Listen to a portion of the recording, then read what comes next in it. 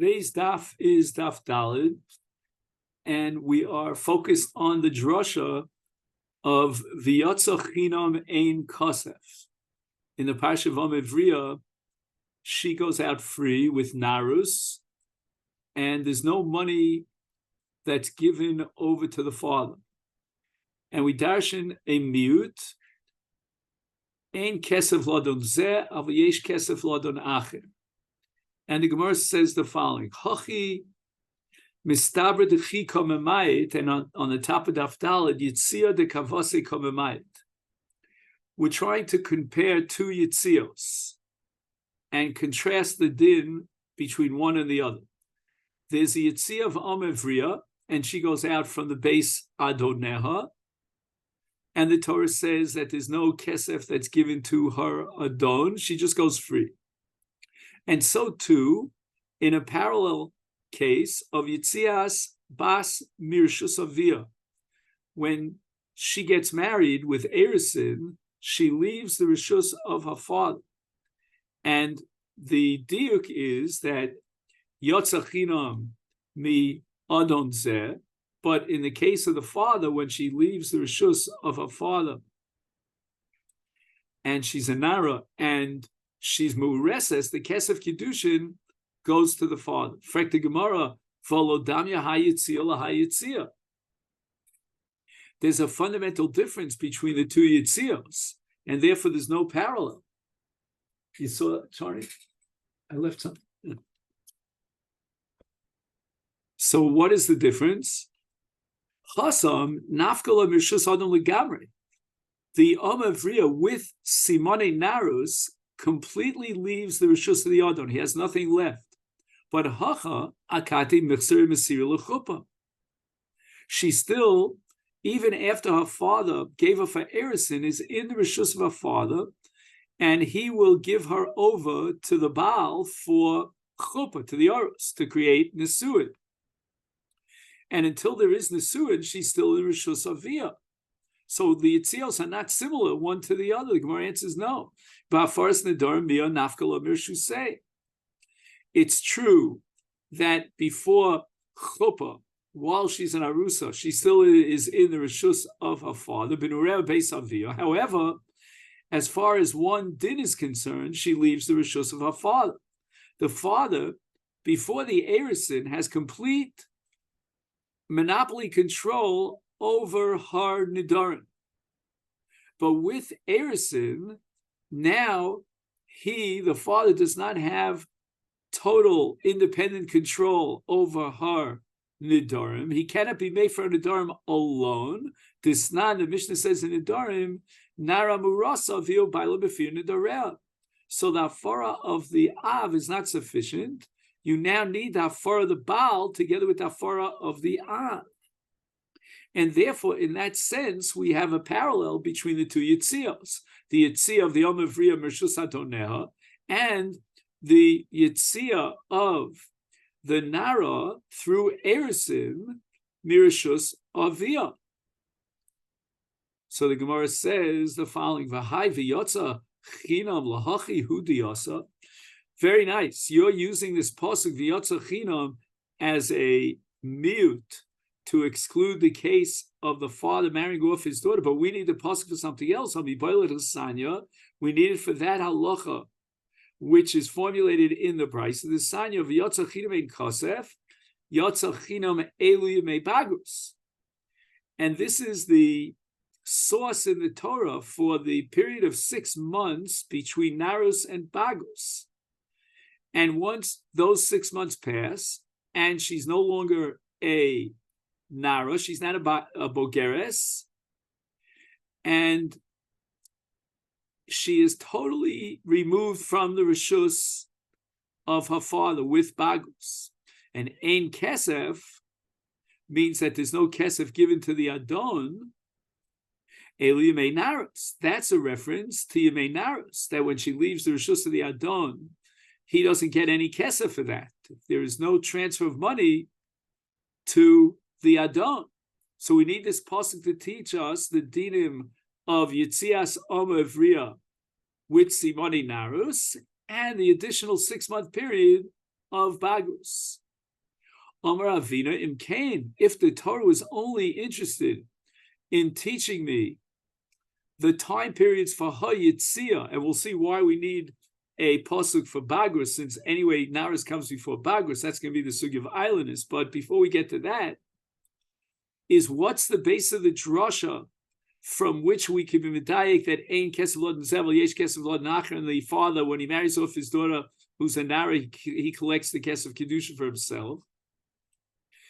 Even though we need this pasuk Ein Kesef to teach me the law of Yitzia, mi Amhus of the Adon, and the answer is that there's an extra yud.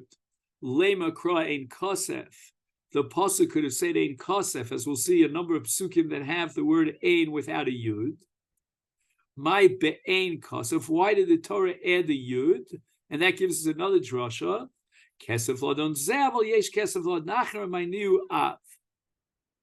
That when a Nara leaves the Rishus of a different Adon, then she gets Kesef, and that Kesef is given to the father. And how do you know that in the Torah the Yud of Ein is an extra Yud for Drashas? The sign we learned to the Brisa with regard to a Bas Kohen who became an Almana or a Grusha from her Baal, who is Yisrael, and now she no longer could eat Truma because she can still eat Truma because Zera Elam. But if she has Zera from her husband who was Yisrael, she no longer eats Truma, Ainli Elazara. We know that if she has a son or a daughter from a marriage to Israel, she no longer eats Truma, even after she becomes an Almana Grusha, but Zera Zara Minayin. How do we know that if she has a grandson from that Yisrael, that also is mafkia her ability to eat Truma? She's also bezarus to eat Truma. How do we know such a thing?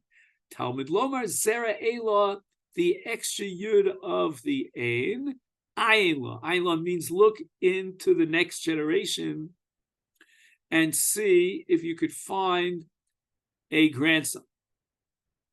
So what would be the case where she doesn't have a son to passel her from Truma, but she has a grandson? That would be the case of Mesu Banel. Never, her children died, but they left a grandchild. And that's Zera Elah Ayin La.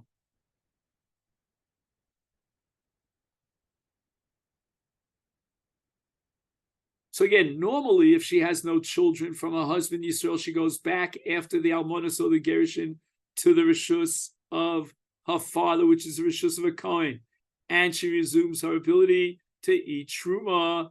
But now that she has Zera from a Yisrael, therefore,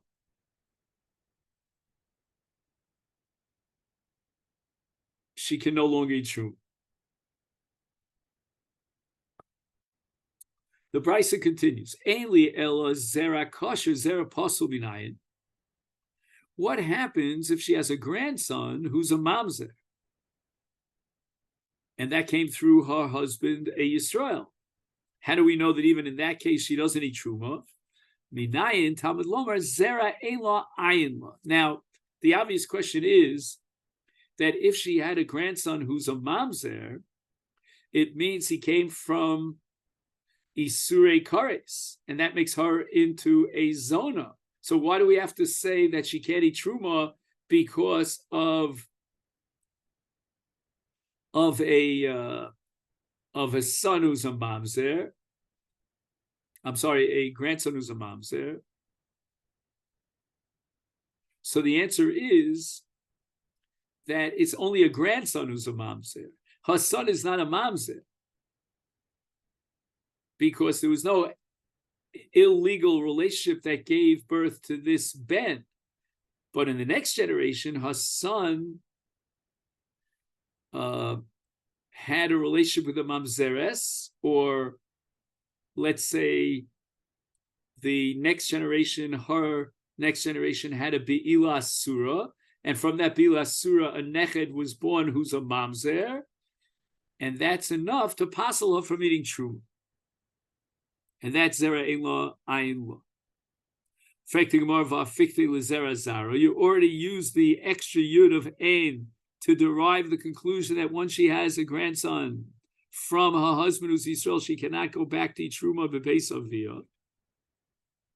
How then can you derive the conclusion of Zera Apostle?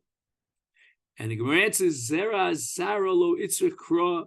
I don't need a pasuk for a grandson because B'nei Banim Harein Kibanim. And this is a Gemara in Masechet Yevamos Samach Beis Amid Beis that derives from Psukim that B'nei Banim Harein Kibanim, and therefore Yitzur Kra. When do I need a pasuk of Ein Ayin? That's only for Zera pasuk.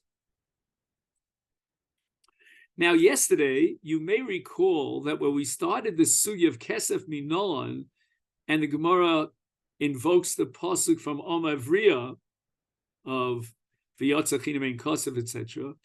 I asked the following question. We had at the beginning of the Masechta a drasha from Kicha Mistei Ephraim, and Avram purchased the Sada from Ephraim with Kesef. That would be the source for Kiddushin Kesef. So Baruch Hashem, I'm very happy to note that the Gemara here on Daf Daled is going, in fact, to address this issue. V'tana gufe minole didorish hachi. First of all, we had a whole drasha of Ein Law with the extra yud Ayin Law with regard to the psul of Truma. How did the Tana know that the yud of Ein is extra? Amri Ksiv, I'll give you two psukim. May Ein Bilam Haloch imanu, and may ein Yavani lahakim liachiv shem b'Yisrael lo ksivu b'yud. In both those cases, the Torah writes the word ein without a yud. V'hacha, but here in the pasuk ein la zera ein la ksiv b'yud, and therefore the yud is extra. Shma mino l'drashu diyasa. The Gemara now analyzes the itzrich l'michtav kiddushay aviyah. Right, we have a pasuk of Kiddushin Aviyah, and that was the diuk from Yotzachidam Ein Kosef. Then we have a drasha of Binureh Beis Aviyah that any wages that she receives as a nara go to her father. Why do we need both psukim? Because Rachmana Kiddushin Aviyah. Okay, fine. The Kesef Kiddushin goes to her father. She did not do anything to lift up a finger that she should deserve the Kesef Kiddushin. And the father marries her off and he receives and pockets the Kesef Kiddushin. However, the wages that she receives as payment for her labor, I would think that she deserves to pocket that money. And if the Torah would have only told me that her wages accrue to her father, I would have said the mitzvah, because the father is going to support his daughter, and therefore he deserves maisi adel. But in the case of someone who marries his daughter and he's paying kesef kiddushin, that's not in any way quid pro quo for his mizonos, for his supporting her. Maybe she's the one who's entering into this marriage relationship, and therefore she deserves the kesef to pocket it for herself. I need both psukim. Gufa. Now we get to our question. V'yatzachinam elu yemei bagrus. Ein kesef elu yemei narus.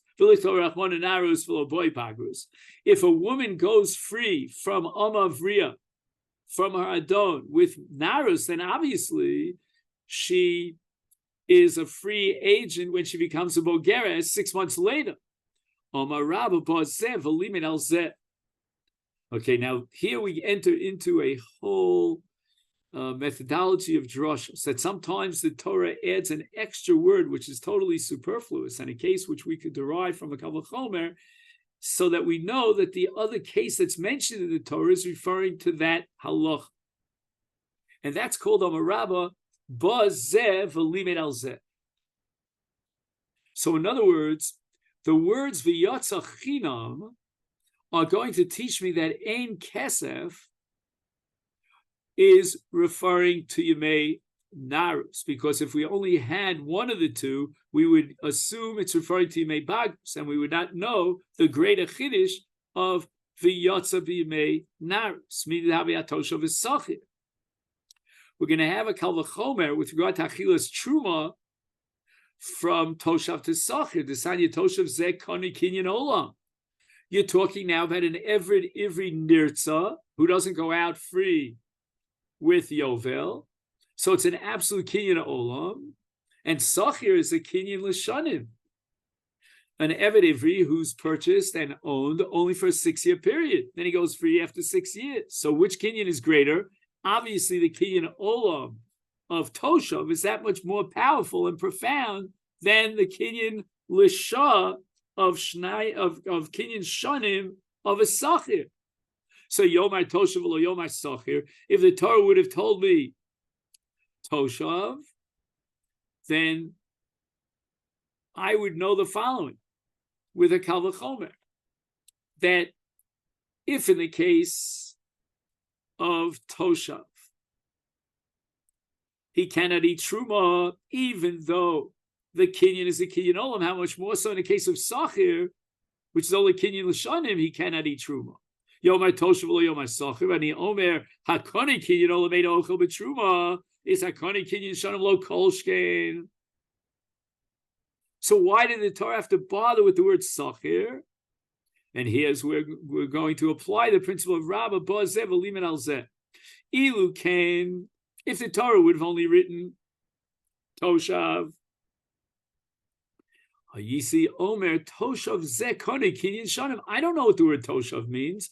Maybe the Eved is not an Eved Nirtza with a Kinyan Olam. Maybe he's a regular classic Eved Evri who is a Kinyan Shanim. And therefore, he doesn't eat Truma because the Bailus of the Kohen Adon over the Eved Ivri is a very weak one. Volkoni Kinyan Olam, but in the case of an Eved Nirtza, whereas Kinyan is that much more profound and far-reaching, Ochel, I would have said that he should eat Truma is Sachir V'limit Al Toshav. Now I need the extra word Sachir to teach me that Toshav is referring to an Eved Nirtza. Shafal Pisha Koni Kinyan Olam, he still doesn't eat Truma. And the same thing we're going to apply here in the case of Yatsa Chinim and Kasev. The Yatsa Chinim in the case of an Omavriya who reaches Bagus is now going to shed a light on Ein Kasev. That Ein Kasev is an Omavriya who reached Narus. Amalei Abayim Idami. This is not a fair analogy. The drush of Yatsa Chinim and Kasev to the drush of Toshav Sachir is not a fair equation. Hasam. There, in the case of Toshav Sachir, Trey, Gufe, Ninu, there are two separate Gufim. There's an Eved Nirtza and there's an Eved She'eno Nirtza. Two entities that are different one from the other. And for example, it's possible that a Kohen has two Avadim. He owns one Eved who's an Eved Nirtza and one Eved who's not a Nirtza. Techi nami kasav Rachman Toshav Nirtza lo yochal. If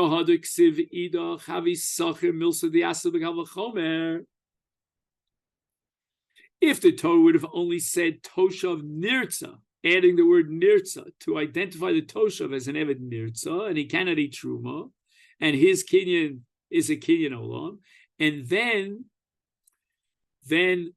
the Torah would then say an Eved, we would understand that Eved Stam is an Eved She'eno Nirtza, because Toshav Nirtza says Nirtza explicitly.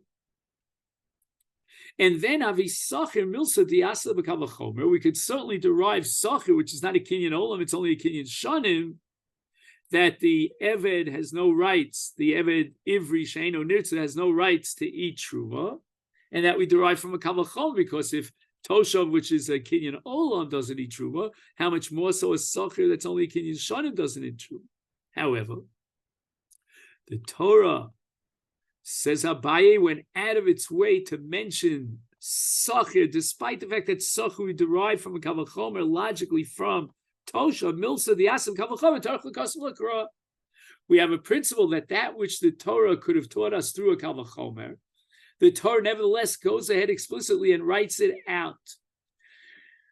And that's possible because there are two different gufim here. There's a guf of an Eved Nirtza and a guf of an Eved She'eno Nirtza, Elahocha. But here, in the case of Oma Avriya, Chad Gufi, we're talking about one guf, the Oma herself. There are no two gufim here. Is Kinafka Lo Benarus? If she goes out for Narus, Bagrus my boy Gabe.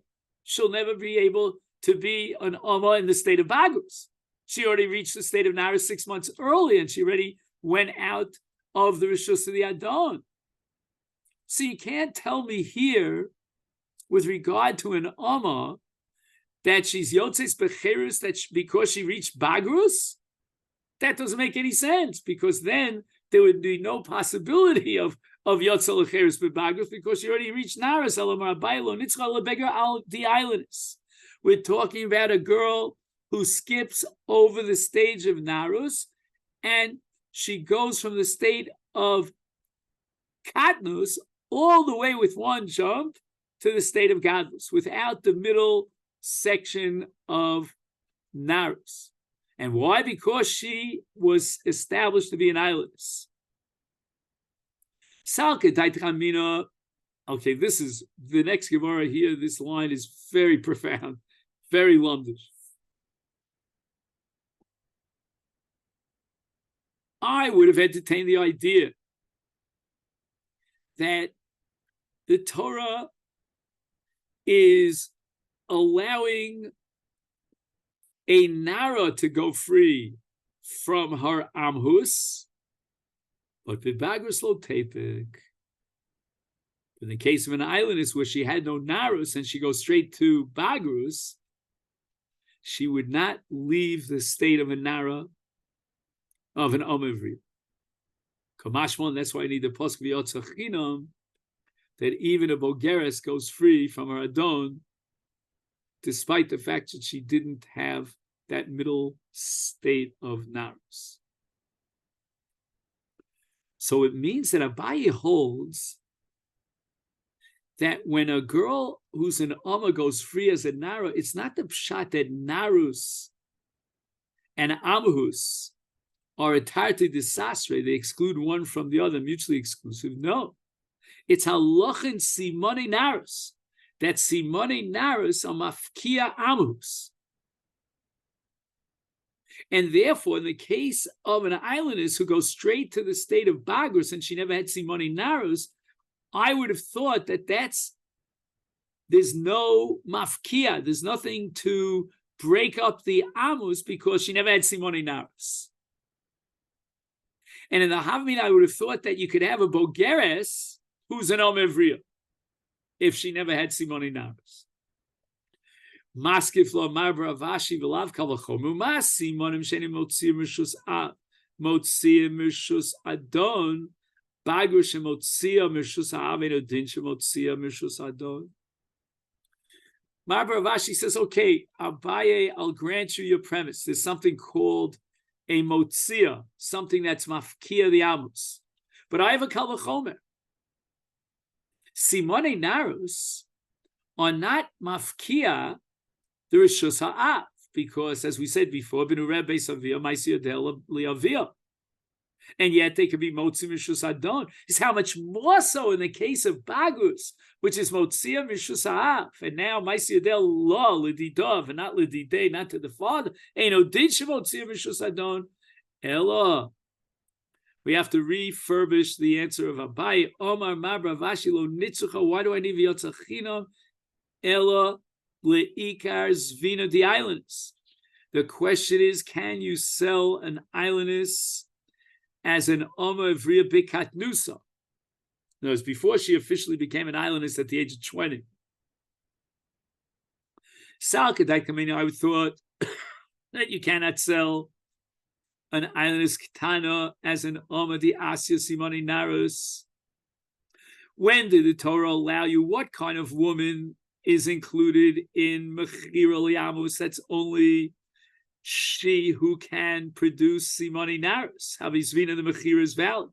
But in the case of an islandess, that lo asya ain't sofa lahavi simoni narus, she will never have simoni narus.